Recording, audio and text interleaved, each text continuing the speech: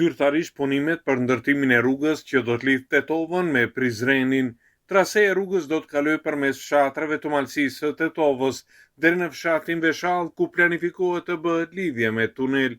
Autoritetet lokale vlerësojnë hapjen e kësaj rruge si një artere të veçantë me interes kombëtar dhe ekonomik. Kjo pjesë e korridorit Tetov-Prizren është e rëndësishme sepse me këtë po nisin në terren punimet për realizimin e këtij projekti kombëtar.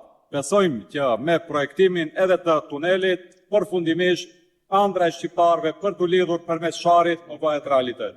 Ndërkohë, Ministria e Transportit në Maqedoninë e Veriut njofton se aktualisht po punohet edhe për projektimin e tunelit që do të lidhë rrugën Tetov-Prizren, pas së cilit vjen procesi i sigurimit të fondeve për ndërtim. Pas ndërtimit të plotë të kësaj rruge, distanca rrugore nga rreth 3 orë sa është aktualisht përmes pikave ekzistuese kufitare do të shkurtohet në vetëm 40 minuta. Ky shkurtim i kohës do të jap një hovë të fuqishëm ekonomisë, shkëmbimeve tregtare dhe turizmit malor në të dy anët e kufirit.